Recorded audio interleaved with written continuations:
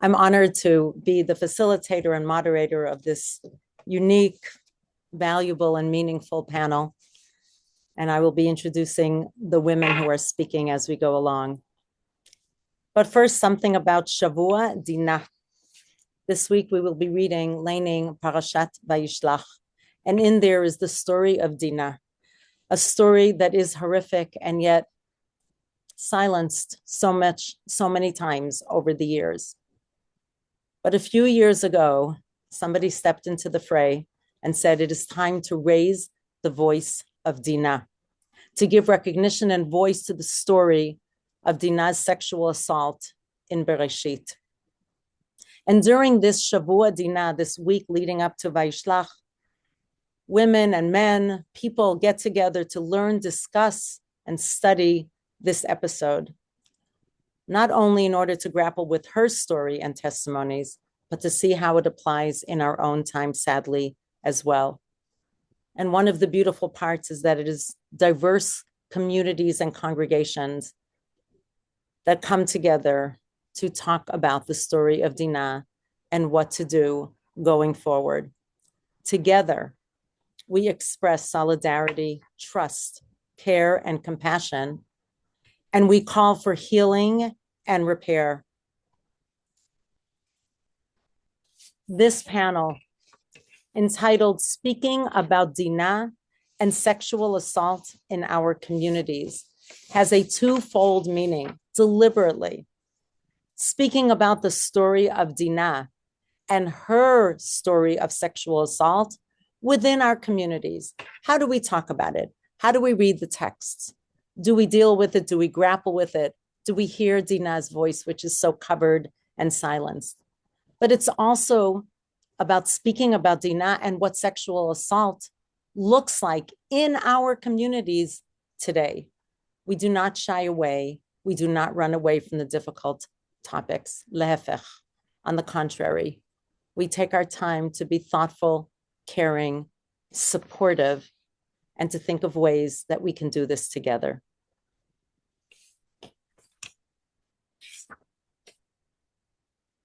Before I introduce the first speaker, I would like to read a poem by Shulamit Kalugai, who was the sister of Yitzhak ben Tzvi, the second president of Israel, and was such a prolific poet and writer, yet we do not hear her poems that often.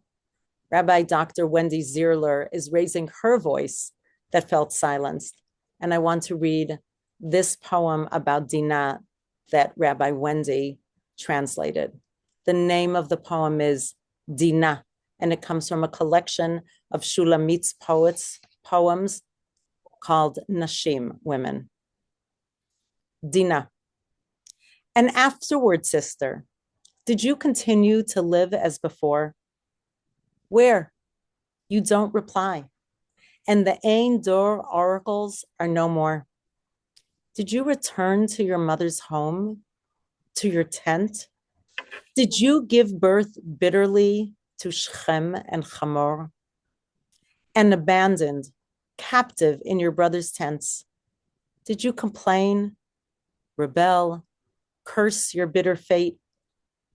Did you lament by night your ruined youth and sit silent to the end till suffering could abate?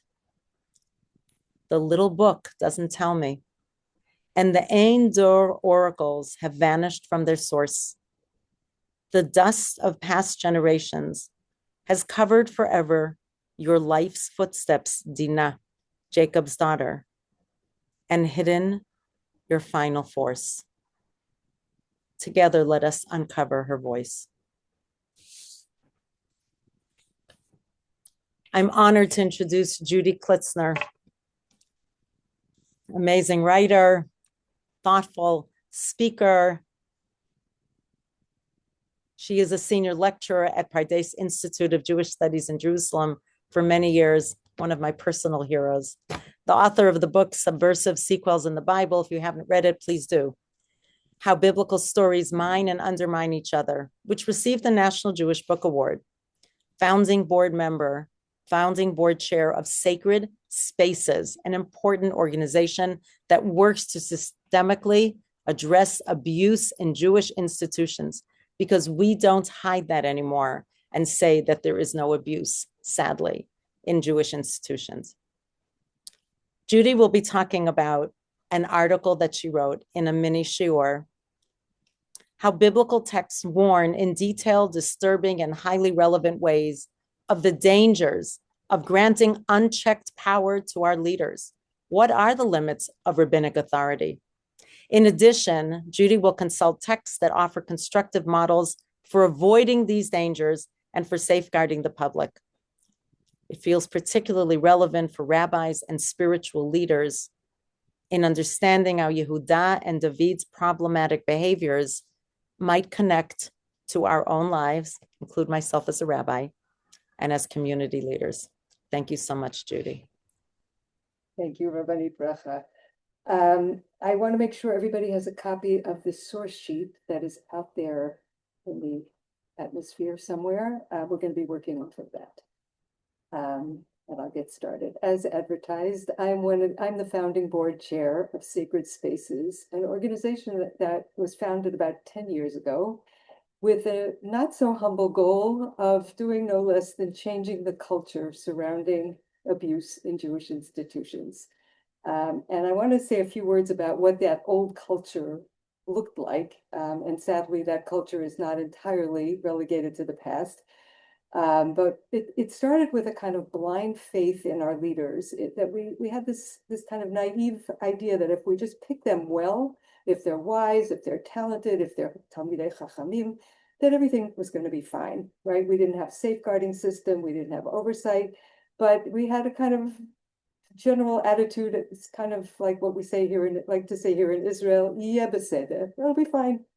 As our Sacred Spaces CEO and president, Shira Berkovitz, likes to say, it's like building a school without fire codes, because what could possibly go wrong? Anyway, needless to say, this strategy was not terribly successful. And over the years, we've witnessed a kind of recurring cycle where there are reports, sometimes persistent reports, of a leader who abuses power. And the community immediately closes ranks, dafka, around the leader, and kind of marginalizes and even goes on the attack against the whistleblower, the accuser. They're viewed as a kind of threat to the good name of the institution, to the welfare of the institution. And this can go on for years like this. And finally, in the absence of any kind of structured response, somebody ultimately will go to the press, and then that will result in a loud, embarrassing scandal. And that is usually followed by what I like to call the scramble, where everybody runs for cover and they say things like, "I always knew that guy was no good. I feel personally betrayed by what happened," right? In the best case, we might get what I call a non-apology apology, where the leader will say something like, "If anyone felt hurt by my actions, I am truly sorry." And then that's the end of one story until it starts up again in another place with another person in another time. So at Sacred Spaces, we've been working at changing all of that. And we're trying to get the communities, we're working with them to see that all parts of an institution are actually on the same side. And that is the side of safety and security. And the real enemy, the only enemy, is the abuse itself.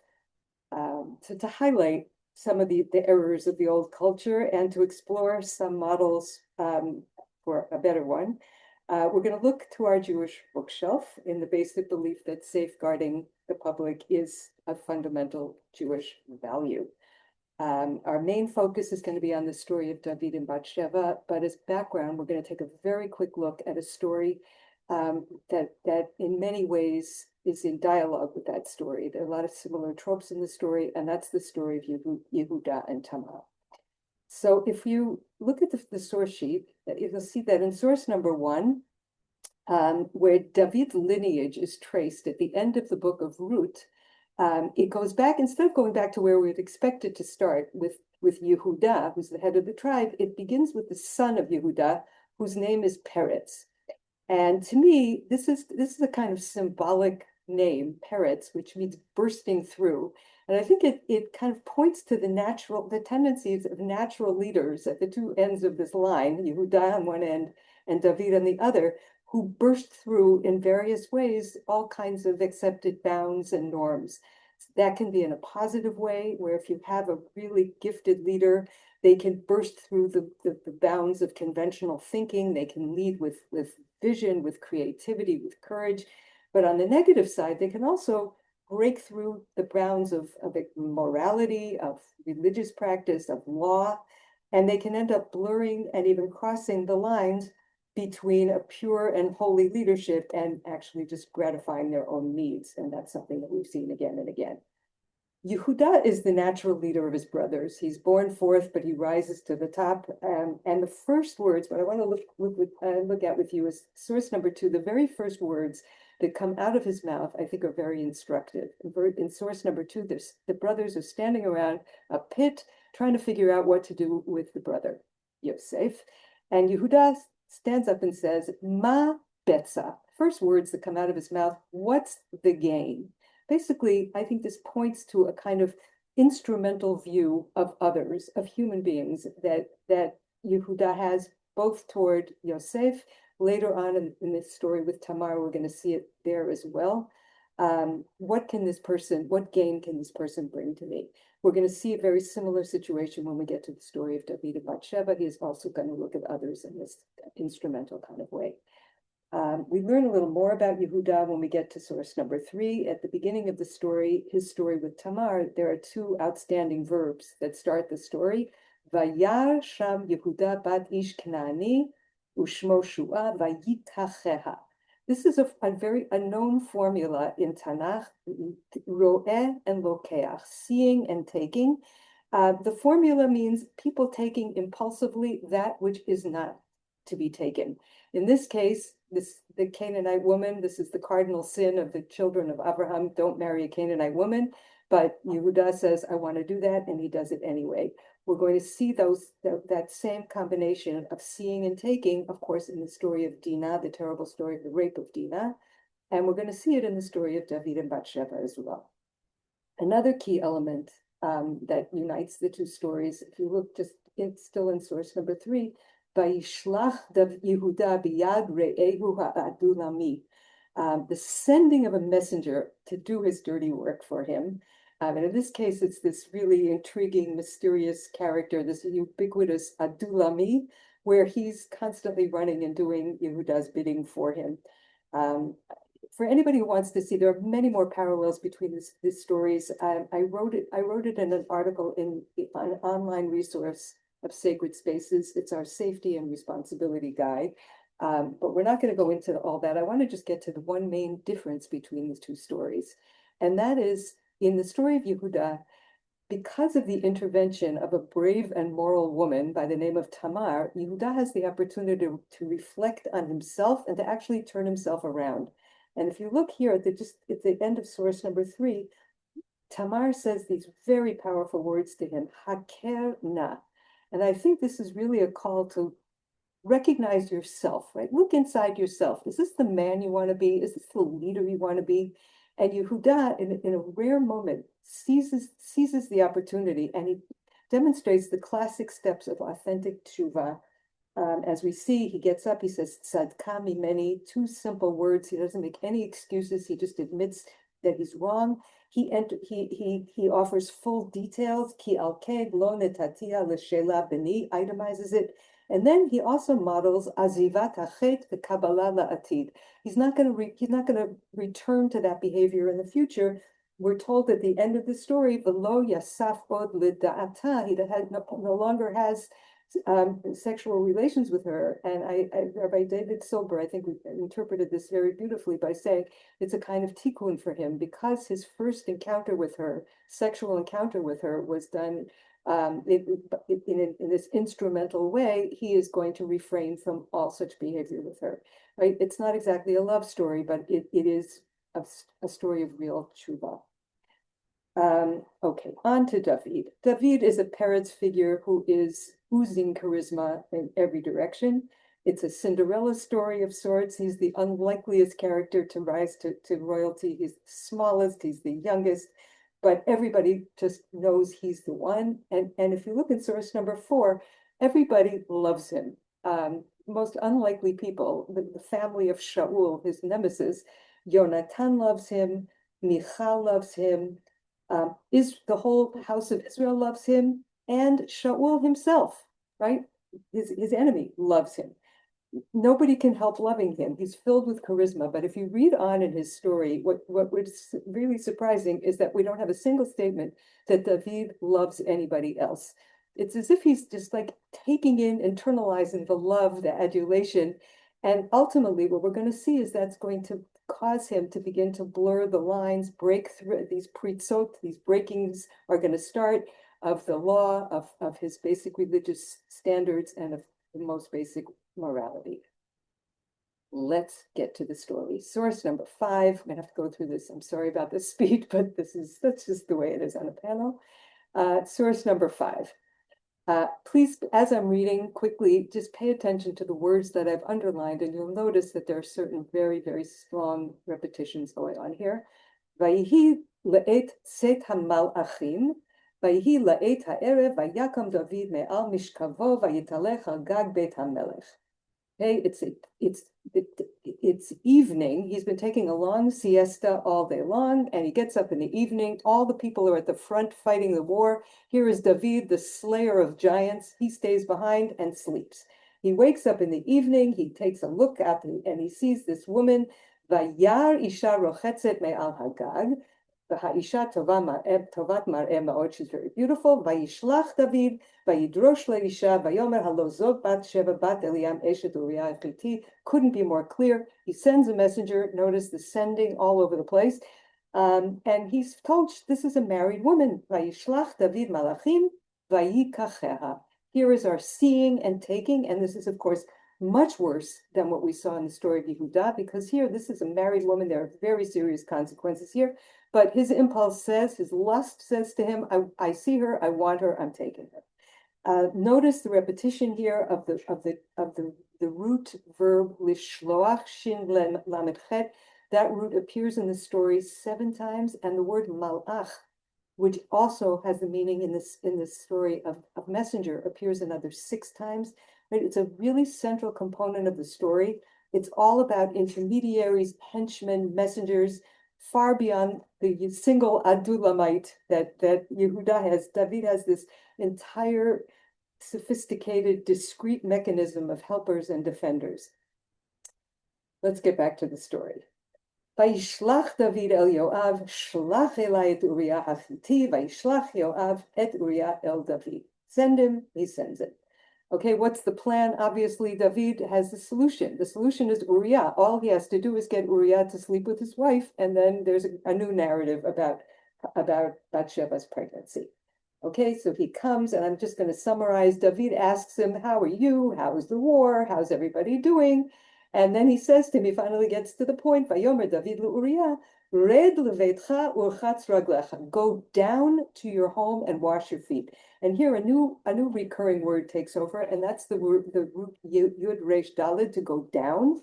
And I think this is here in this meaning of a kind of moral descent. David is down there, and he wants Uriah to get down in the gutter with him, and so he keeps telling him, go down. But instead of going down, Uriah persistently refuses. He sleeps at the doorway of the palace. The lo yarad el beito. You can see it here from the words I've underlined. David tries again. The lo yarad Uriah, and David says to him, listen, you're tired. You've come a long way. Madua lo yaradita. Why didn't you go down? And he kind of gives musar to the king. He says, what, the holy ark and the people are all fighting in the war, and I should go home? And he says, I absolutely will not do that. And David tries again. He gets him drunk. And at the end of this passage, ve'el beito lo yarad. It doesn't work no matter what he does, no matter what he tries. It simply doesn't happen. Next, Vayihi boker, vayichtov David sefer. He realizes this plan is not going to work, so now he goes to plan B. And what is that? Vayishlach biyad Uriah. He writes basically Uriah's death warrant, a little letter that says in it, kill this man, and he hands it to Uriah, basically making Uriah the latest in his long line of shlichim, of messengers. He's the messenger for his own death. He writes in Vayichtov b'sefer lemor, Havu et Uriah el mul penei hamilchama hachazaka v'shavtem me'acharav v'nikav hamed. Send him to the strongest fighting and make sure he dies. And just an extra sting in the story, we're told after that, Vayipol min ha'am me'avdei David. Others died too. There's collateral damage in this story. It's not just Uriah. In order to have a good cover story, other people have to die who have nothing to do with any of this. They die as well. Yoav sends a message to David to say it's been done. And David now turns into a philosopher when he's told about what happens. He says, don't worry. In the bottom of the page, Vayomer David el hamalach, ko tomar el Yoav, al yera be'enecha et hadavar hazeh, ki chazo v'chazeh tochal hecharev. That's war for you. War is hell. What are you going to do? Okay, there's no end to the cynicism here and to his absolute disregard for humanity, for human life. In this story, Uriah is a pawn of David. He is a person his only value is in his ability to help him cover for his actions. And when that doesn't work, he just gets rid of him. Bathsheba is also a pawn of David. First, she's simply the object of his lust. And then when it results in pregnancy, she becomes nothing more than a problem to be solved. It's worth noting that throughout her story, David never asks her anything, doesn't ask for her permission, certainly never even addresses her directly. Very much like Dina, she has no agency, she has no voice, with the exception of two words that she speaks in this story, and those words are Hara Anochi, I am pregnant. Do we have any hint or any indication at all of her feelings? I believe that we do, and if we're looking at the same thing at the top of the second page, we're told when she receives word of her husband's death, look how it's recounted to us. Vatishma eshet Uriah, kimet Uriah isha. The wife of Uriah heard that her husband Uriah has died, vatispod al ba'ala, and she mourned for her husband. Right, this triple repetition of the relationship between the two of them really, I think, just points out in a very, very painful and poignant way the personal tragedy that Bathsheba has gone through. Her marriage, at no fault of her own, with no possibility of doing anything else, completely destroyed by this power-hungry king. And there's actually nothing left for her to do at the end of the story but mourn for her losses. At this point, Natan the Navi confronts David, and this is in source number 6. And the first thing he does is to remove all the veils, all the protections, all the messengers, get straight to the point. Et Uriah hachiti hikita becharev. You killed him with a sword. It is no different than if you had taken the sword and pierced him with your own hand. And David responds with two simple words, chatati laHashem. And on the surface, this is very impressive. If we compare it, especially if we compare it with Shaul, who made all kinds of excuses, David just says, I sinned. But if we compare him to Yehuda, I believe he falls very short. There's no confession, there's no apology toward human beings. He sinned to God. What about the people? What about Bathsheba? What about Uriah, whose life is over? Right? Where is an itemization of what he's done? Where is his leaving the crime? Azivat hachet. In fact, what we're told at the end of the story, back at the end of source number 5, Vayishlach David vayasfa el beito vatihilo liisha. He gathers her into his home, and he permanently, blatantly takes her as a wife, making permanent that which he has done. It's quite a ways from velo yasaf od leda'ata, right? This acceptance for the future that we saw with Yehuda. Okay, so this is a terrible story, and many people have asked quite reasonably, what is this terrible story doing in our holy canon? Why is it there? My view is that this is a very itemized, very clear and frightening cautionary tale about what can happen with excessive and unchecked power. And we all know that the problem exists today in every denomination, Orthodox, conservative, I personally have had conversations with people in every Orthodox, conservative, Haredi, Reconstructionist, New Age, and if I forgot anybody, I apologize. And it usually starts with a Peretz character, somebody who's got this kind of natural, charismatic ability to lead. And we, the public, are so starved for these figures. In the rare event that one such person comes along, we tend to give them enormous power and unchecked freedom. And just as a small example, in the many frustrating years where I was trying to do something about this, I once spoke to a very prominent rabbi about his continuing support for a known abuser. And the rabbi's response was, yeah, I've heard the stories, but what are you going to do? Charismatic leadership is so hard to come by. And when he saw the stunned look on my face, he tried to help me. He tried to explain. He said, yeah, I know he's done terrible things, but genius often has a dark side. People actually think this. Another recurring pattern that we see today is this ma betza mentality, and I think it occurs in two different ways. First of all, problematic leaders often relate to others in this way. The people who come to them for guidance, for inspiration, and they are being seen only as objects of either sexual gratification or some other kind of gain. And sometimes communities themselves engage in a kind of ma betza mentality, which is kind of a cost-benefit analysis in human souls, right? Here's this leader, this great leader who brings in money and students and power, kavod, jobs. And look at these accusers. These are marginal people. Sometimes they're very annoying people. They can threaten the community with all their talking, right? Isn't it worth just kind of sacrificing a few people like that to gain all that we get if we don't do anything? Certainly, to me, the most troubling part of the stories are the messengers. And to put it very simply, powerful leaders could simply not abuse without their discreet protectors and promoters. I have heard from many survivors that the web of protection around the abuser was actually more devastating to them, even more than the abuse itself. There's so much more to be said, but in the little time that we have, I want to just get to, first of all, one of the differences between these stories and what we have today. And that is today we don't have a prophet to call out the leader of the community to stop the cycle. We don't have a Natan, we don't have Tamar. So what do we have? We have this. We have our public. We have people who understand that we need to get ahead of this. We need to prevent abuse. And when necessary, we need to deal with it in clear, effective, and proactive ways.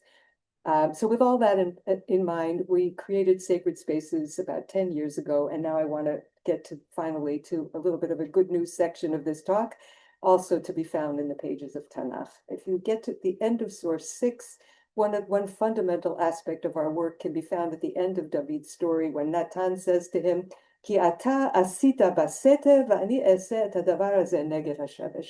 You did this in private. I'm gonna blow it out in public.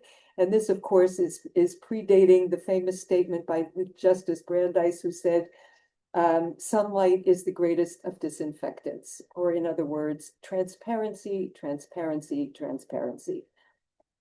Second fundamental aspect of our work is to basically replace the culture of reaction with a culture of prevention. And if you look in source number 7, this is where the institution of the melucha, of royalty, is first introduced. And it's introduced together with the dangers that are inherent to this institution, where God says, the text, while he's ascending the throne, he's got to write a Sefer Torah. He's got to read from it every single day. Leman yilmad liyirah et Hashem levilti rum levavo, so that his heart will not swell and he will stray from the mitzvah. Basically, when the heart swells, as we know, that can lead to blurring and crossing lines. And as a result, the king is required to read from the Torah, which I like to call our original code of ethics, right? What are the ethics of royalty? The king has to be humble. The king has to have perspective. The only all-powerful king is God, and I, like everybody else, are in service of God. And so we at Sacred Spaces encourage all of our institutions that we work with to build their own codes of ethics, check themselves daily to make sure that they're living up to their own highest standards. The Torah then goes on to list specific policies that are to limit the king's behavior. Rak lo yarbelo susim velo yarbelo nashim, kesef v'zahav, horses, money, wives, don't have too much. One of the things that we do at Sacred Spaces is to help institutions construct their own policies, tailor-made to the identity of their own institutions, recognize the weaknesses and offer clear paths to prevention, their own rules, right? We're not so worried about horses anymore, but there are all kinds of other things that we need to do. And I can talk more about that a little bit later. But I just want to end now on a practical and optimistic note. This right here in this setting, this is our future. You are current and future leaders. You understand the importance of safeguarding our Jewish spaces. And I just want to throw out a challenge here. In whatever institution you choose to be part of or to lead, you can be models of pure and holy leadership. You model it. You can also demand of your own institutions and of any institution that you have any dealings with, transparent codes and policies that govern how you behave. Make it non-negotiable, make it part of your kashrut certification and expect it of other people. Talk about this issue, teach about this issue, keep it at the forefront of public awareness. You are a future that's filled with Jewish spaces that are safe and truly deeply sacred.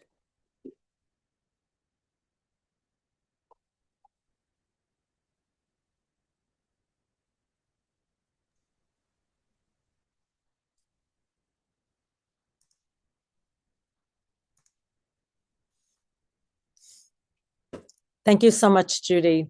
As always, you connect us back to our sources, to our Torah, and you are unapologetic about seeing the truth and honesty that is underneath it. And we appreciate the charge that you left us with and your belief in us. As you said, we are the future. So I want everybody who is in the audience to take that personally, what Judy said about that. Thank you so much. And I am familiar with Sacred Spaces. It is adopted at HIR. I think it began together with Dr. Shira Berkowitz when she was at HIR, and it's really so beautiful. The name is really beautiful, and let's keep everything sacred. And Niki chapayim uvar levav. We should be pure and not fall into doing things as you pointed out and abusing rabbinic authority or leadership authority. Okay, everybody, take a breath. We're going to move on to our next wonderful, amazing speaker, Dr. Guila Benchimol. I hope that I pronounced that correctly. Is a criminologist.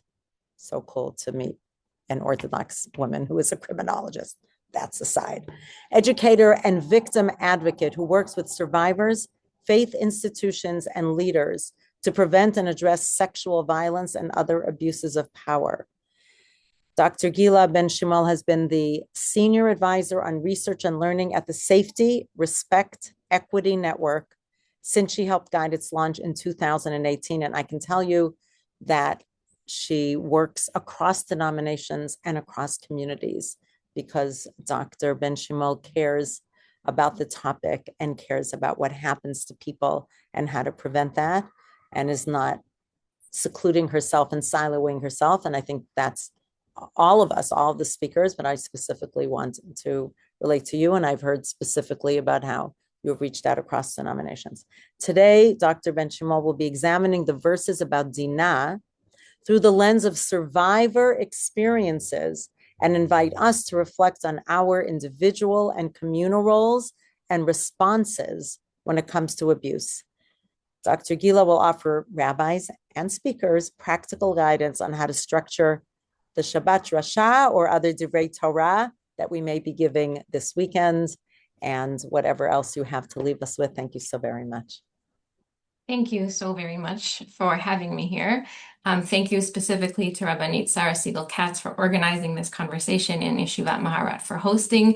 And I am really honored to be with my teachers, Judy, Klitsner, and Rabbanit Aliza, who have given me permission to understand further how we're meant to live our Torah texts. And thank you all for taking the time to be here today. We don't take it for granted. You're taking time out of your day or your night to think about how to go into this Shabbat. I do want to just note, in addition to this Shabbat being the time where we're going to read about Dina, we are also in a time period known as the 16 days of activism against gender-based violence. Those 16 days began on November 25th and end on December 10th. So this is like a highly, highly auspicious time for us to be talking about this as we're going to go into Chanukah, where we're trying to dispel the darkness. As Judy said, you do that by shining light. And so we're going to shine light on a really difficult topic. Before I begin, yes, deep breath. Given the statistics on the rate of sexual victimization and the way in which sexual victimization impacts not only the victims and the survivors, but the people around them, some of us in this Zoom room have experienced sexual violence. That is a fact. And many of us love or care about somebody who has been impacted by sexual violence. So please take care of yourself while we're having this conversation. Do what you need to do during the conversation and after the conversation, and know that I'm holding that thought in my heart and in my mind as we're going to have the talk. And then finally, a word on language. I am going to use the term sexual violence, victimization, abuse interchangeably, although we can have a whole session on what they mean differently. And the same thing when it comes to victim and survivors. Every person is the expert of their own experience. They get to choose the word that means the right thing for them, but I will be using those terms interchangeably. So let's take a deep breath before we get into the conversation. My goal is, Shabbat is in 2 days, so hopefully your Divrei Torah are written already, but if they are not written, I hope to provide us with some learning that we could apply to those Divrei Torah, and maybe if you even have 5 minutes to go over what you've already written after today's conversation and say, maybe I'm going to change something because of what I learned here, right? There's a difference between being afraid of a topic versus being intentional about the topic. Don't be afraid about this topic. You have nothing to fear. But to be mindful and intentional, yes, that's what we should be doing, and that's what I hope to do together. Okay, so I'm going to try and go fast because I want to hear Rabbanit Aliza. I'm very excited. So I want to get to 4 points that I sort of see coming out in these verses about Dina in Bereshit. So the first point that I want to talk about is speech and conversation, right? So this story is telling us that sexual violence is going to happen, right? It's not a theoretical thing that it happened over there, but you're never going to have to deal with it again. It is here to tell us that it is going to happen. Men are going to violate women. And yes, all genders violate all genders, but the statistics bear out that the primary perpetrators are men and the primary victims are women. And so those are the pronouns that I'm going to use, with the caveat that all genders can violate and all genders can be violated and have been. So number one, going into Shabbat, don't be afraid to have this conversation. By being here, I'm already preaching to the converted. You are the ones that are here, but you have friends and colleagues that are also preparing their Divrei Torah. And so please, after this conversation, call someone up and say, here's what I heard and here's what I learned. And if you're preparing to have a conversation about Dina this week, I just wanted to point something out. But it's very hard to talk about Dina because we don't really hear much about her, right? We hear her name in the beginning, we hear her lineage, but we don't hear her voice. But that doesn't mean that there isn't anything to say, because we could interrogate all of the characters there. And I want to guarantee you that in the rooms where you're going to be speaking this Shabbat, there is a Dina, but there is also a Shechem, there's a Chamor, there's a Yaakov, and there's the brothers. There are people there that have caused abuse or will cause abuse in their future. There are their parents there that are going to say, how accountable do we really need to be? Do we want to ruin their whole future? You have an opportunity this Shabbat to put a light bulb in all of the characters' minds, in all of your audience members' minds. And so as you're writing and as you're thinking about what you want to say, think about your audience and what do you want to signal to them? I will try to get to the questions later. I'm going to try not to get distracted. What do you want to signal to your audience? And I was thinking about it in preparing for this, right? We don't have a special Shabbat before Akedat Yitzchak, right? Let's talk about Akedat Yitzchak so that we could talk about it in Shul. We don't have that, but we have that about this. And I wonder if it's because no one is afraid that after they give their drasha, their speech, that someone is going to come and say, listen, Rabbi, I want to tell you, my wife doesn't know, but after Shabbat, I'm planning on sacrificing my son. No one is worried that that's going to happen. But I think it's normal to worry, to say, do I want to put a target on me and identify myself as somebody that wants to hear about abuse? because I don't know if I know how to handle it. And so if I start talking about this topic, people are going to say, oh, Guila might be someone that I want to bring these problems to. And I'm okay to talk about it one Shabbat, but I don't know if I want to deal with it. And so what I want to invite you to do is, yes, signal to your people that you are a safe person to talk about this, because when they come to you, you will stay in your lane. You will say, I'm a rabbi, or I am a whatever, fill in the blank with whatever kind of leader you are, and I can help you with this part. But for the rest, I'm going to refer you to these other experts in the field, because they are the best ones to help you therapeutically or spiritually or whatever it is. But that doesn't mean that we can wipe our hands of our responsibility. So number one is to have the conversation. Don't be afraid. Don't shy away from it. It's okay to say, I'm going to talk about this topic. I'm worried, right? You could do a little introduction like I did. I want to be mindful about language. I want to be mindful about who is in the room. And I'm here. I'm here for you in the future. And then you're going to refer them out. And I'm going to say something a little bit hard, and I'm really hesitating to say it, but I'm going to say it because a survivor said it to me. A survivor said it to me, and I've been thinking about it ever since they told it to me over a year and a half ago. After October 7th, it was right and it was good, and it continues to be important for our communities to talk about the sexual violence of October 7th. But a survivor, not of October 7th, said to me, where were these conversations about sexual harm before October 7th? And where are the conversations about survivors who were not harmed on October 7th continually in our communities? And it struck me, and I was even afraid to say it now, but I'm seeing some nods. So it's making me feel like I'm saying a message that people agree with me on and agree with this survivor. And so October 7th should not be the only place that we talk about this. And on Sunday, I'm doing a talk about October 7th with a few people. And we have to talk about it and recognize that there are survivors in our own community.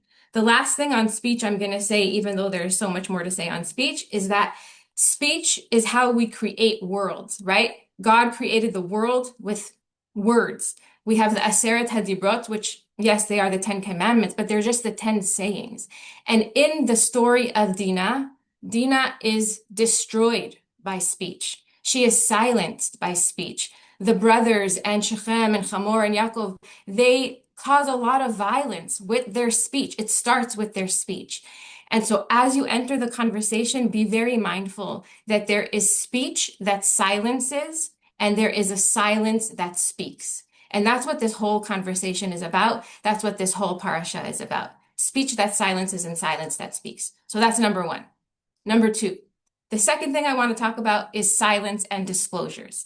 So the violence that happens to Dina, the violation that happens to Dina is a rupture.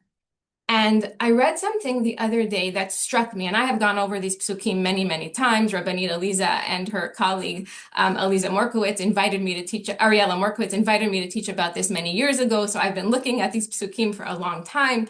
But I read something the other day that just struck me. And I read this quote from these members of Kollel Kreuzberg. Maybe some of you are familiar with it. It was the first time I ever read it. And they said, the trauma Dina has faced may be what silenced her. Perhaps there was no way for her to safely communicate her own needs for healing or her own desires for her own story. Yes, it could be that the trauma was so bad that that's why she was silent. But then it struck me. You know, when people ask, why was the victim silent? Especially after what Judy said, when the community is walking around saying, oh, I knew that about him, right? I knew that she should have been careful with that person. And they say, why was she silent? These verses are telling us that silence is a normal response to victimization. I never thought about that. The Torah is telling us people in our communities are going to be violated, and we are not going to hear from them. Now, there's a reason why we're not going to hear from Dina, and I'm going to talk about it in the third part, but spoiler alert, it's because we don't create space for their voice. But it is a normal response. And so you can, in your Devar Torah, disabuse your community of the notion that speech is the common response, because we know that it's not. Even for the victims and survivors who I have interviewed over the many years, including in my own experience, for those of us who have come forward, coming forward is very, very fraught. It is a very difficult process. We're in a double bind. Do I speak, right? You know, those books, Choose Your Own Adventure, which path are you going to take? They're both difficult paths, right? We read about the stories of the heroines that come forward and they're supported. That's not always the case. And so staying silent is a difficult path, and speaking is a difficult path. And power to everybody to make the choice that is right for them. And it is their choice, right? People who have been victimized in our communities don't owe us anything. We owe them. And that is a really, really important point. So one of the things that you could talk about in your Devar Torah, in your conversation, at your Shabbat table, wherever you're going to be, we have influence around this topic, is how Dina's silence is a normal response and that there was no space created for her voice. And we can ask ourselves as a community, what are we going to do so that we create those spaces? And I want to highlight what Judy said, because every survivor that I have interviewed in my life has said this, that it is the response of the community that is more harmful to them than what happened to them initially by the perpetrator. They don't expect anything more from the perpetrator. They showed them who they were by the violation. But the community, our rabbis, our leaders, those around us who say that they love us and they live a Torah values life, if they're not really supporting us, then how can we believe that they're really living those values? The last thing I want to say about this speech is when a survivor discloses to you, and I want to say this because I want to make you less afraid to signify yourself as a person who is safe. It is a gift. It is a gift in your life. It may feel like a bomb in the beginning, like I did not set myself up for this. I am not prepared, but it is a gift that they are giving you. And the best and correct response for you to say to a survivor who discloses is thank you, not why are you trying to destroy our community or why are you trying to destroy this person? But it is thank you because it is a gift. So that is number 2. So number 1 is conversation and speech. Number 2 is survivors, silence, and disclosures. The third thing that I want to talk about is perspective taking and communal response.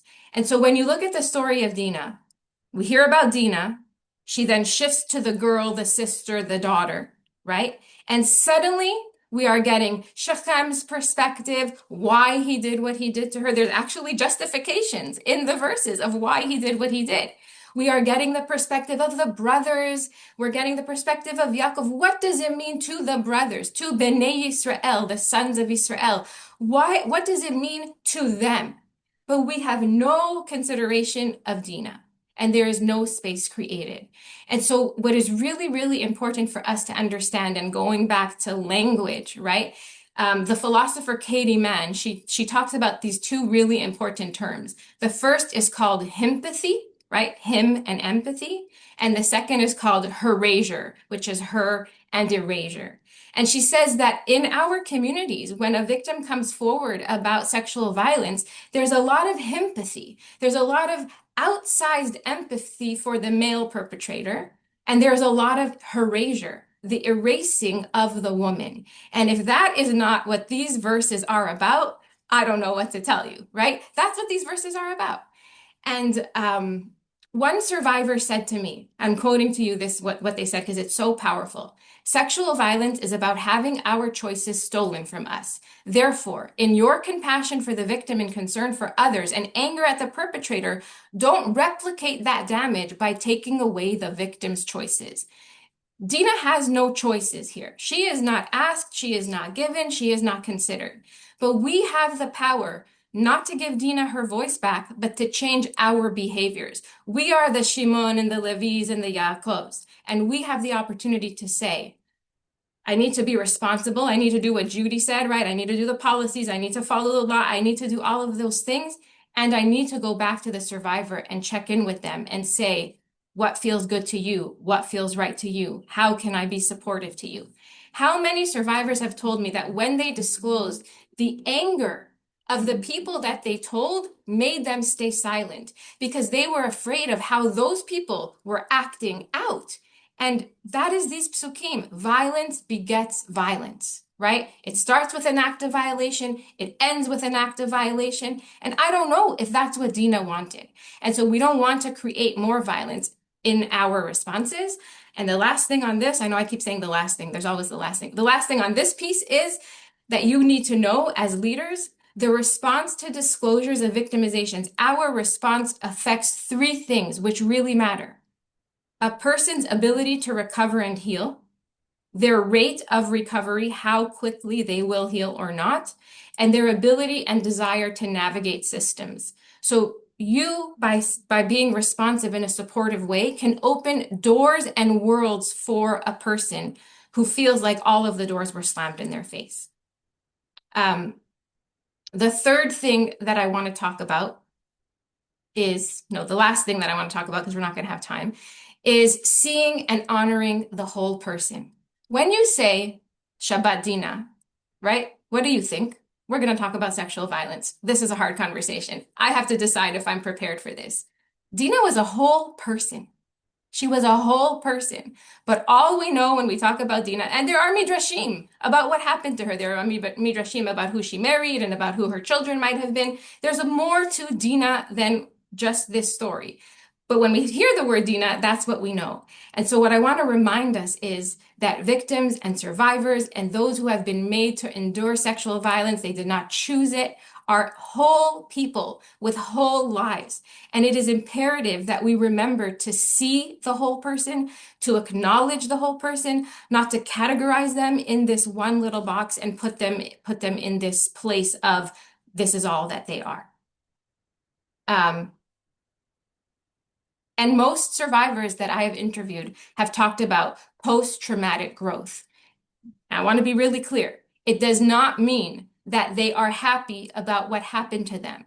But what they say to me is, this happened, and it is a reality in my life, and I have chosen to live in these ways. Many of them have become advocates. Some have not become advocates, but they support other survivors, and they do wonderful things in their life, and many have nothing to do with survivorship after, other than that being their story.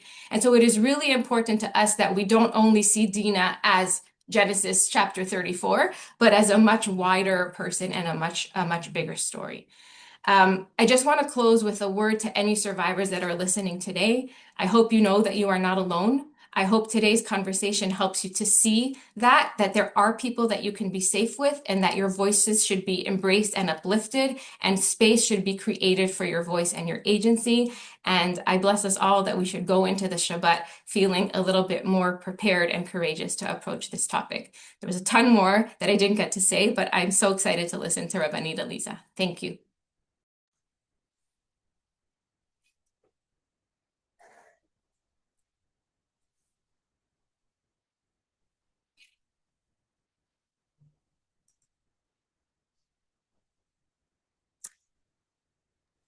Thank you so much, Guila. It's such a privilege. Have any bracha? Do you want me to I'm just share? going to introduce you. You Sure. can stay on Okay. and then hold those words because they were beautiful. We really heard through the text talk about how to address it from the side of the person who abused the power, and then how to address it from the side of the person who was abused. Really both all very powerful. Thank you for the true tools that you gave us and leaving us with those thoughts. And again, we'll take another deep breath because I'm feeling it myself, the weight of everything we're hearing, even as I feel also the circle of support that we're all feeling with each other. Rabbanit Aliza, a colleague from Yeshivat Maharad and at Yeshivat Maharad, I have so much kavod for you. Rabbanit Aliza teaches Talmud at Maharad, is the education director of Sviva, a pluralistic online women's community that explores the space where Torah and women's lives meet and intersect, perhaps.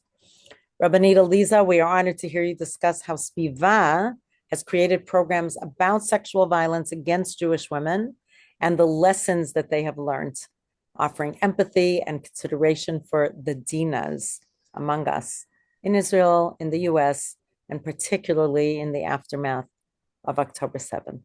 So thank you, Rabbanit Aliza, so much. Thank you so much, Rabbanit Bracha. It's such a privilege to be here with you and with Judy and Guila and Dina, and of course Rabbanit Sarah, who put everything together. And I don't know how she does it in general. I guess the feeling that I have right now is katonti. I'm feeling like the Judy and Gila, you've done such amazing work in the world, and I'm just a person. My daughter likes to say I'm just a girl, right? Like I'm learning so much from you, and I want to take the perspective for those of us who are in this community here of what it means to just be somebody in the community or somebody who is inspired by what you're doing and to think about what we can do because it's very scary. I know, Gila, you said it's not scary, but sometimes it is scary. And I want to tell you the story of how Sviva, which is an online Jewish women's community that is open to anyone who identifies as a Jewish woman, and as Rabbanit Bracha said, really explores those points where women's lives and Torah intersect. Um, Ariella Morkowitz is the amazing founder of Sviva, and she has a huge heart, and she really understands what people need. And we came to the conclusion at a certain point that we needed to start talking about sexual abuse. And we looked around and we were trying to find, okay, so who is doing that? Who's doing these programs about sexual abuse? And we didn't find anyone. And so, with great trepidation, we decided that we were going to try to do something on our own, even though we didn't know anything. And I think I'm here to tell you what it might be like for someone to start to do this kind of programming, to start to think about how to give these speeches, how to give sermons, when you really don't feel equipped. So I'm going to share a PowerPoint that I made, very basic PowerPoint and kind of tell you what we did. Let's see. Okay, so I am going to make this a slideshow. Okay. So as Judy said, and as Gila said, what really motivated us was this quote, survivors are often more upset by the communal response than the initial harm. The communal harm is more traumatic. And what a an unbelievable thing, right? That it's actually the response of the community that's more traumatic to survivors. So I can't do anything about what happened to the person, but I can do something about how the community responds. And as Rabbi Mira Beth Wasserman says, you have to talk about the bad things or else they become tolerable. The intolerable becomes tolerable. So we at Sviva decided that we were going to try to talk about this and show that it's intolerable. And I guess what I want to say before I talk about the lessons that we learned, or maybe this is one of the lessons, is that it's really important for us to do this job. And it's also really important to have funders who believe in this work and are willing to fund it. And I want to give a huge hakarat tov, gratitude to SRE and to the Aviv Foundation, the Covenant Foundation, who helped us do a lot of this work, Sacred Spaces, Jacada. The people who are doing this work are truly righteous people who are doing this work. But you know what? Righteous people also have to eat, and it's really important for us to think about in terms of our funding and the communal funding, that this should be a priority. Okay, so I'm going to get off that soapbox and get on to another one and show you what I kind of made a list of the things that we learned at Sviva. And this is a list that Ariella and I came up with together. Okay, the first one is when you're going to teach something. I grew up going to Jewish day school and going to yeshiva, and I sometimes don't think about what stories actually are about. Like Judy was telling us all these stories that are about sexual abuse. I don't know that I learned them when I learned them that I thought about them as being stories of sexual abuse. So the first thing is stop, breathe. I'm about to give a sermon and I'm going to say certain things. How's that going to impact the people in the room, right? Not just about Dina, but there's so many things. We had a program and somebody referenced the Daughters of Lot. And then somebody wrote to us afterwards and said, you know, you didn't give me any warning that you were going to talk about this. And I felt terrible. Stop, breathe. How will this impact others? Number two. Aliza, you need to change your slide because we're still seeing the first one.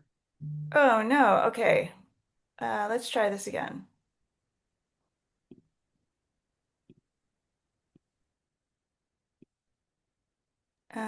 Okay, can you see it now? Okay, I'm going to try and Yes, move the thank slide. you. Okay, thank you. Okay, second, I think that a common way that people feel is I can't do this, I don't know how. And I think we need to shift from that, like accept that, and then say, I need to do this. Like this is important, and when things are important, we do it. Um, Three, that doesn't mean that we can just come up, you know, and say, all right, I'm going to teach Dina. You have to think about who can help me. Who are the people who can help me? So in our case, you know, we got this amazing angel of Guila Benchimol who, you know, has been helping us so much. Who are the people who you can go to?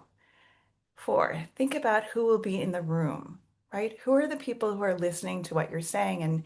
And Gila already spoke about this, right? There are going to be people in the room who may have identified themselves to you as survivors of sexual abuse, and there are people who have never told their story. There are all kinds of people in the room. Five, acknowledge that you're not going to be perfect. You can get up there and like think, I'm the rabbi, like I need to know everything.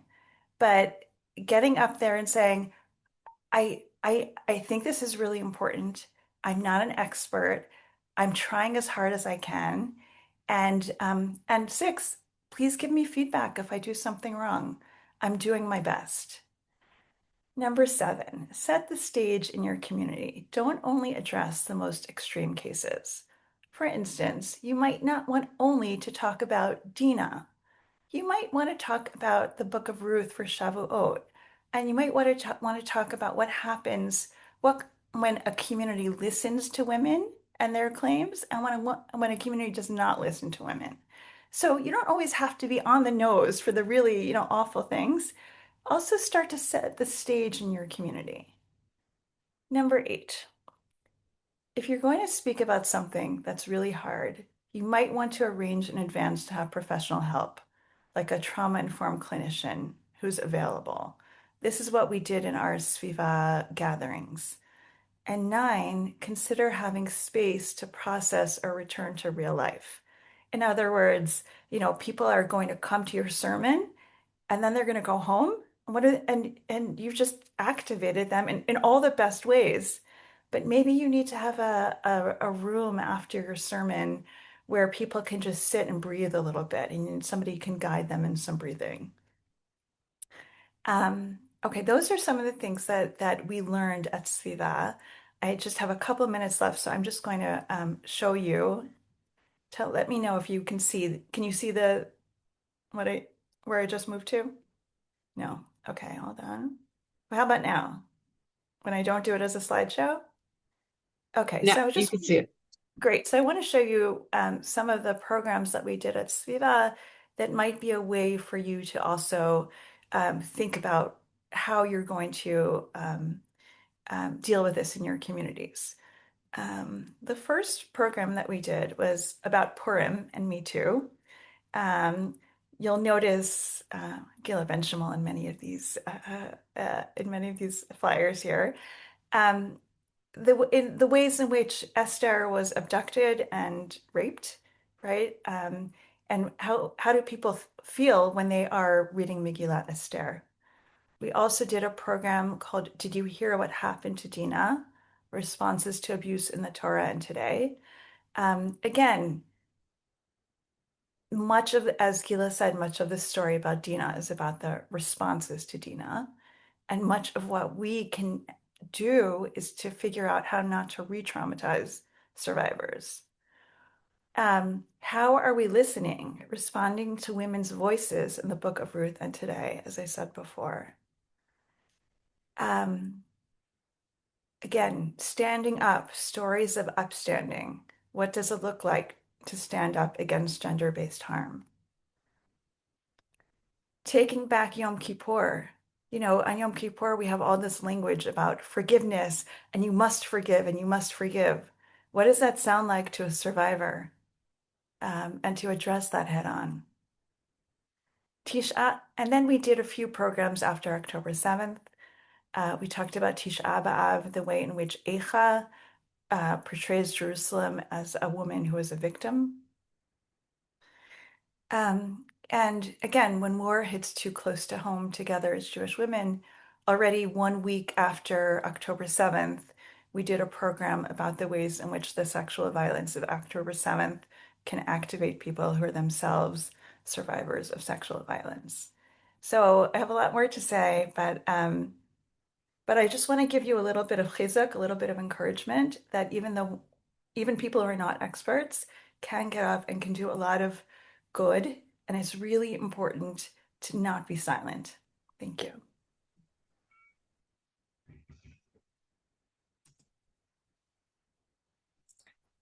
Thank you, Rabbanit Aliza, for your soothing, calm voice. That's how I know you. And for soothing my soul and offering Sviva as a place to turn to. I've attended some of the Sviva gatherings and have found them to be really supportive and beautiful. And again, we'll take a breath, everybody. I think we all need one.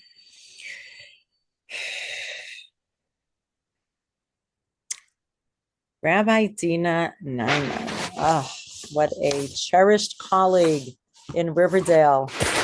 I just want to tell you, just a little parenthetically, years ago when I was in Maharat and I did as an intern at the Bayit, and I was at a Shiva house, my first Shiva house, and Rabbi Dina was right there next to me, and she saw that I was a little bit new at it. She pulled me aside. Let me tell you the tips of what you need to do. So I've hakarata tov to you from my beginning of my derech as a rabbi. Rabbi Dina Najman is the founding rabbi of the Kihila of Riverdale. Prior to that, she was rabbi of other Kihilot and always of an Orthodox minyan. Rav Dina, Rabbi Dina, so many beautiful ways to call her, is the head of the Gemara department at SAR Academy. And I will add, beloved head and beloved teacher. There is not a student who I meet who does not speak of Rav Dina with tremendous love. And she has been educating students there for 10 years. Much experience speaking and talking in the Jewish community, has been on Agunah Task Force, Halachic Organ Donor Society. And Rav Dina is going to speak with us about how she sees Dina as a seeker and with the courage to expand her knowledge, a little bit different way of looking at Dina about Dina, which is why she left her familiar place and, well, anyway, you'll tell us about that, and went out to meet other people.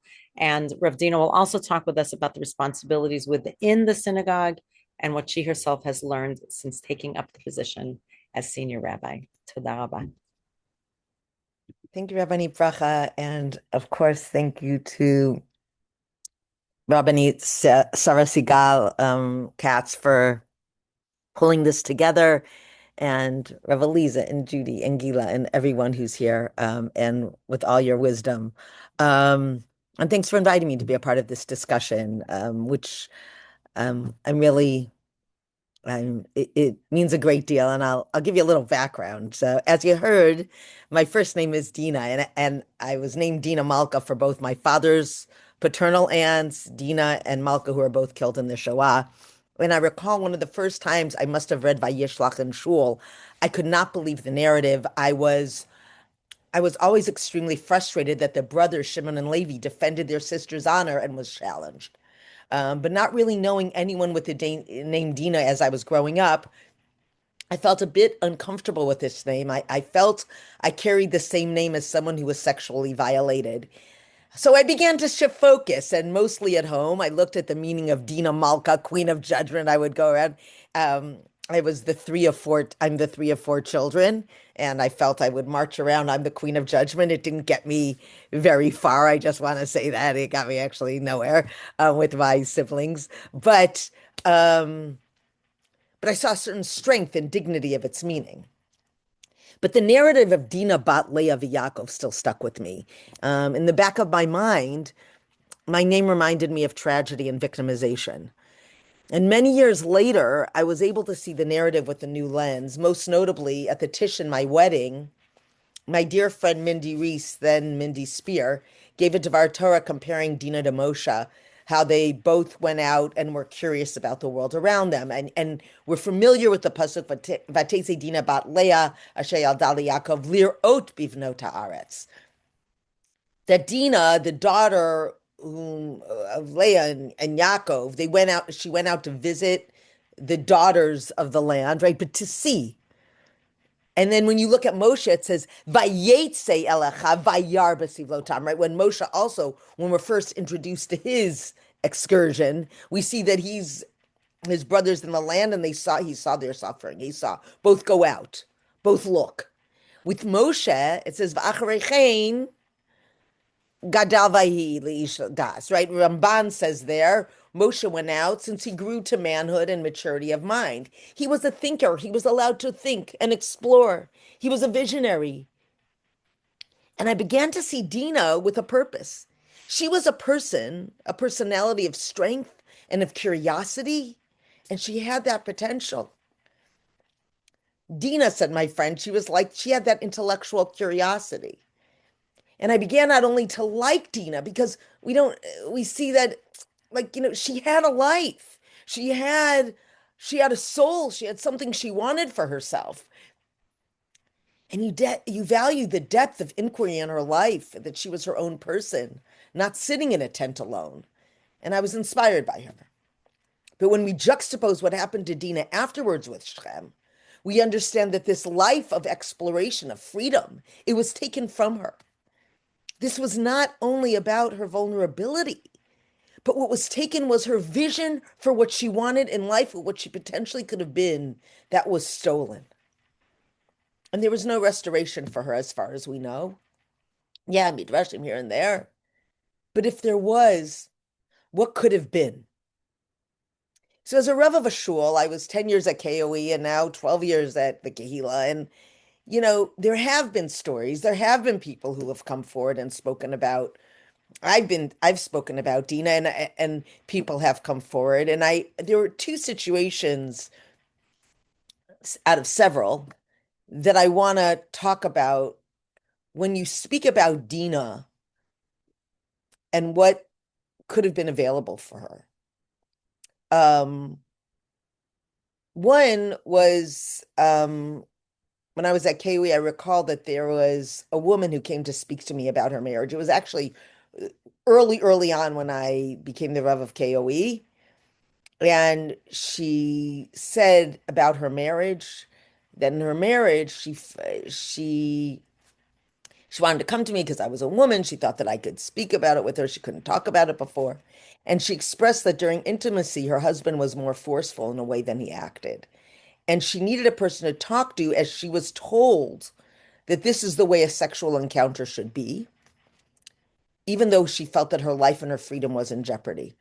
Now, of course, what Guila mentioned, it's very critical for you to know that when someone comes to you that way, the response is not that you could take it all on, obviously, that you need to talk, to encourage therapy, to talk to certain people. There has to be marriage, there's a lot to do. But you need to listen first. Like she said, I'm here. I need to listen. A number of years ago, even someone at the Kehila, more recently, there was a different kind of relationship. And this time, and I know we're talking about women mostly, but I did want to talk about that. Sometimes it comes up that husbands always feel, now it's great that they can see me as someone, not just as a token woman, but a woman, irrespective of gender, they can come. And he felt he was physically and emotionally forced into his relationship, and he was victimized and humiliated. And along the lines of what Judy was saying, felt overpowered. And these are just two out of the several cases where it's not that I get a lot, but where several congregants have come forward and had the courage to speak to me, to be heard. They wanted to be seen, and they needed empathy. And most importantly, if they felt in danger, they needed a way out. And going back to therapy, again, you can help line up. There are people in your community. If you don't, there are actually people at Maharat, at other yeshivot, at other places who can help you line up therapists if you need. That definitely needs to be a call if you don't have those people on, auto dial. So that's important. And it's critical for individuals and their relationships to have that. But when people come to speak to you, more often than not, by the way, these congregants are in the minority and they feel in the minority. They feel that no one's like them, and there's a stigma on them. So what we need to do is we need to erase that. And I know I don't have very much time to speak. My time is up. I just wanted to say that what Shutafu Dina and Sacred Spaces and Sviva and other places do is they encourage us to talk about this in shul and give people the language to help or speak for the community, not to turn away or remain silent. Maybe someone else is going to hear about it. We do remember, because some of the narrative was spoken about by Guila, I do want to say we remember when Yaakov hears about his daughter Dina. If you remember what the pasuk says, it says, "V'Yaakov shama ki timei et Dina bito, uvanav hayu et miknehu basadeh, v'charish Yaakov ad boam." Yaakov heard that his daughter was defiled, but since his sons were in the field with the cattle, he's kept silent until they came home. There was a pause. And another time we'll talk about Shimon and Levi also. At least they gave it voice, some recognition of the violation. Perhaps less violent advocates is what we need. But there should have been more crying out for their sister, for their sister. I mean, we're in a community, but as a leader of a community, these are your people. And people need us to cry out for them. And as rabbis, leaders, communal members, this is our charge, that when people come to us, of course, we cannot wait. We cannot do that, Yaakov. Oh, okay, let's talk about it another time. Let's make it. No, this is the time. This is the time when they're coming to you and present. You need to be there and you need to be present. And that's hard. It's hard. You could not be feeling well. You could basically be doing other things at the time. This is a critical time. And you need to act. And there needs to be accountability and safety for people in these situations at times. And silence can't be an option, right? But to also, in our shuls and communities, to provide room for the voice of Dina, irrespective of gender, of course, whomever is victimized. But by creating this space, we might not realize it, but you're saving a life. And it's our responsibility to be, as Judy said, transparent, make sure it's clear, and increase awareness of emotional and sexual abuse and express solidarity with each and every victim. It needs to be that kind. We talk about inclusivity and that space that you want. This is inclusive also because people feel on the outs. So that once again, when we hear the words vatetse or vayetse and lirot, to explore that each person, I believe, can still regain, right, that other part, that other side of what Dina could be, that we see that Moshe was, that they can regain their sense of self and freedom. And of course, pikuach nefesh, save them. And in my hope, as someone who's named Dina, to reclaim Dina's strength and future and honor her name rather than it being shunned. Wow.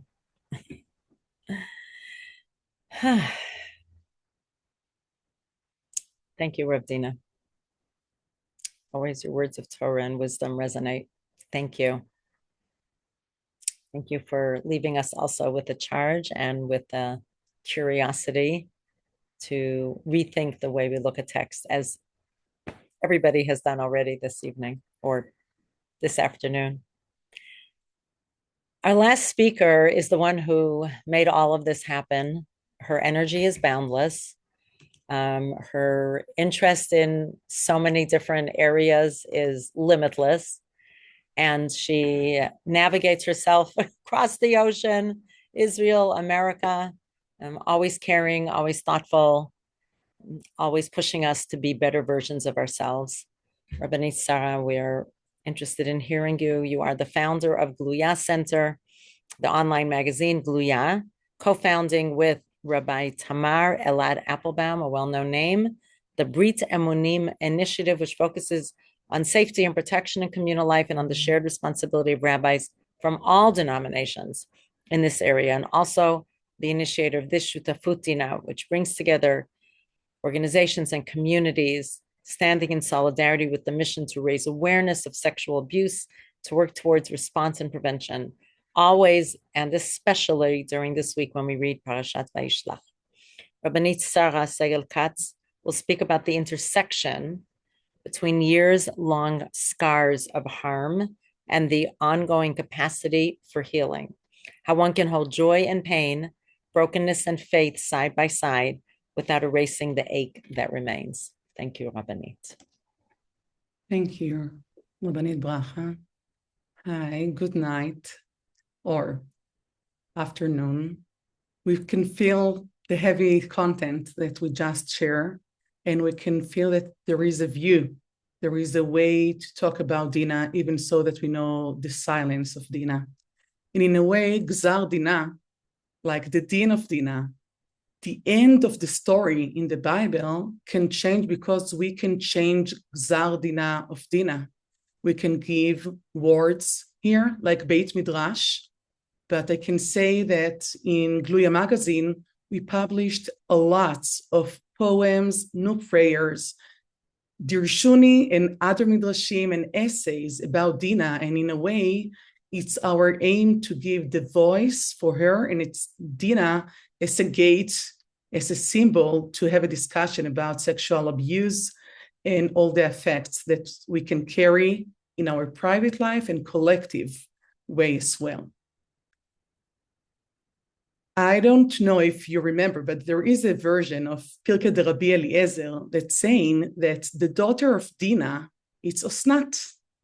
There is the version that it's because Potiphar couldn't have kids or because of Eshet Potiphar couldn't have kids, but never mind what's the reason, they adopted her, and eventually Yosef married Osnat. If Osnat is the daughter of Dina, so we can hear the ones, the rape in her name, and the ason, the disaster, being wounded. It's not just carry your trauma in your body and your soul. It's in a way to pass it to other generation. And we know that there is this way, it's not a new age idea, that we pass the trauma between generations. So what view can we have when we think about the din of Dina without any chesed probably, and the ason of ones that Osnat carry? Maybe if Osnat gave birth Menashe and Ephraim, it's not just Bnei Asona, the son that carried the disaster, the rape of their grandmother. We can call them Bnei Sasona, the kids of the happiness, or the version that not just negative view exists in our life. You probably remember that from Menashe, Shevet Menashe, later on, we're going to meet Bnot Zlofchad. And when we think about Bnot Zlofchad, we think about voice. We think about telling, you didn't see us. You didn't think about us. You didn't consider the things, and we need the din for us in a positive way. So maybe Dina, really, as you said, in the psukim, we don't see like a closure, like she became to be something else, like she became to be kind of a Devorah or a Hulda or someone.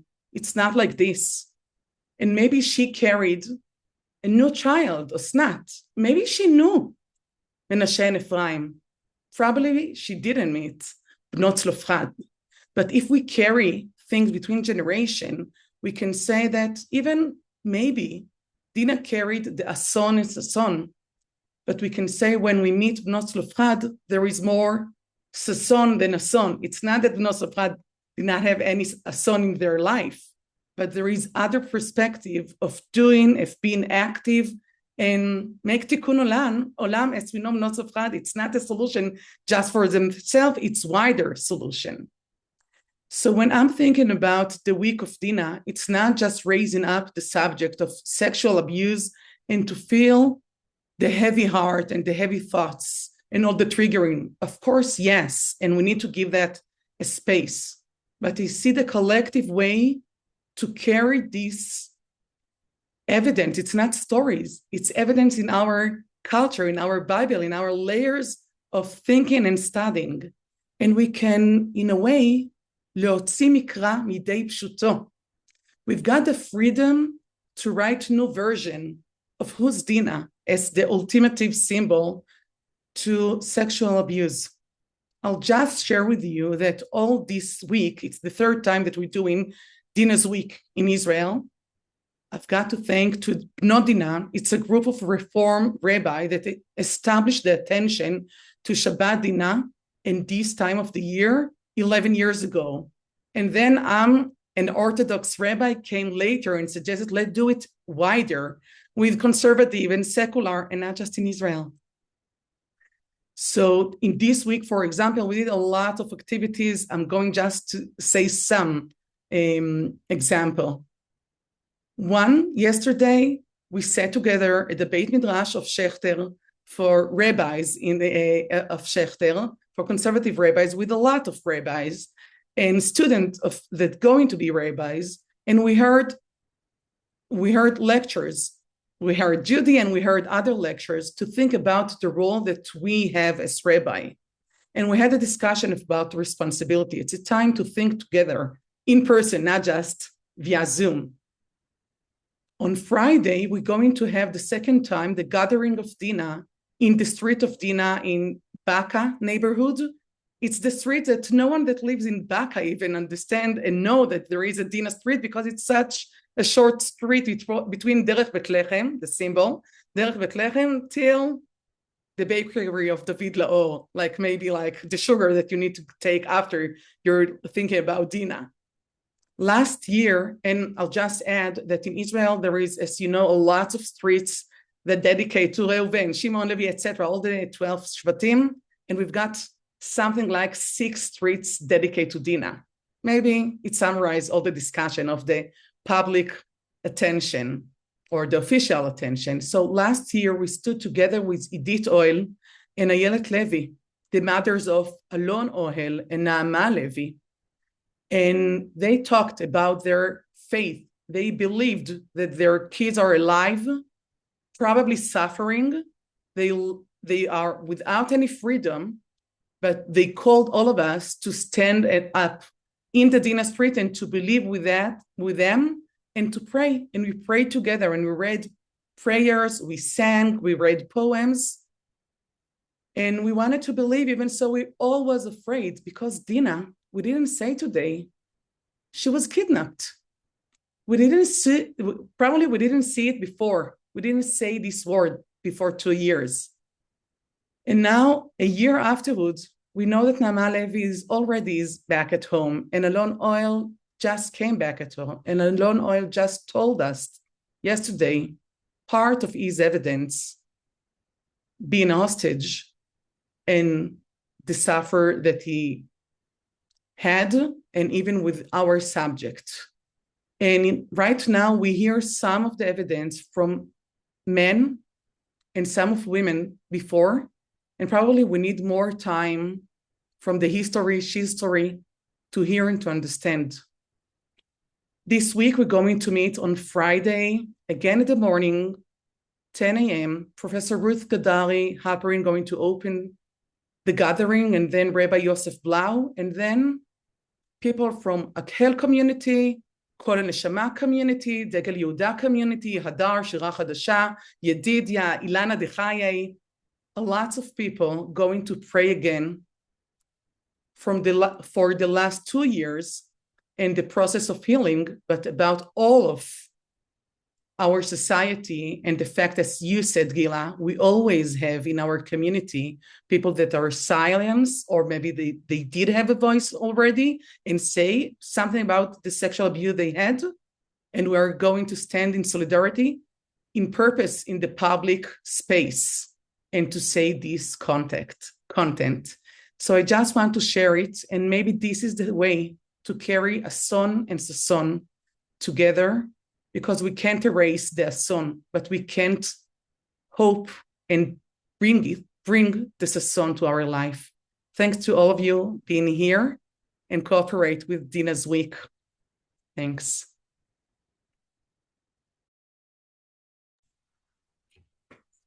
Wow. There's a lot that we've heard today. I want to thank Judy Klitsner. I want to thank Dr. Guila Benchimol. I want to thank Rabbanit Aliza Sperling. I want to thank Dina Najman. I want to thank Rabbanit Sarah Segal-Katz. And all our speakers, I think that's it. And I want to... Thank you, Rabbanit Bracha. And I want to put it out there that it might be hard for some people. We might all be feeling a heaviness. We might be feeling a tension. I know some people have had to leave. But we wanted to take just a couple of minutes to breathe before we transition out of here and have to immediately go back to the pace of our lives. So I want to name what we might be feeling in our bodies, and to give those who are able to stay on for just a couple more minutes an opportunity to relax and breathe it out. So for those who wish to, no pressure here, I invite you to uncross your legs, to sit very comfortably, feeling very supported, feeling the ground beneath your feet, feeling that you're supported by a chair. And I want to take together a few deep breaths in and out.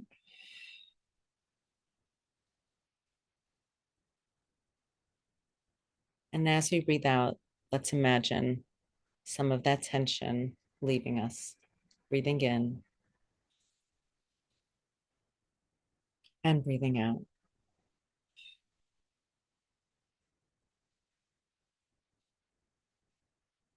Those who wish, you can close your eyes or have a soft gaze, not focusing on anything in particular.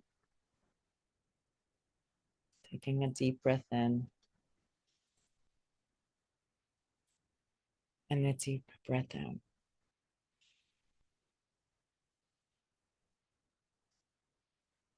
Returning to regular breath, let's remember the circle of people who are with us, what we've heard. Imagine as balloons, those things that are weighing us down, let's let them go. Just like a balloon that'll drift away for now. And instead, let's take in the support and warmth and love that we have felt as we gathered together. Knowing that we have taken the time to address something that is hard, something that often floats beneath the surface, and we've given it a place and opened it to the air and done it in a warm and safe setting. Just take a moment.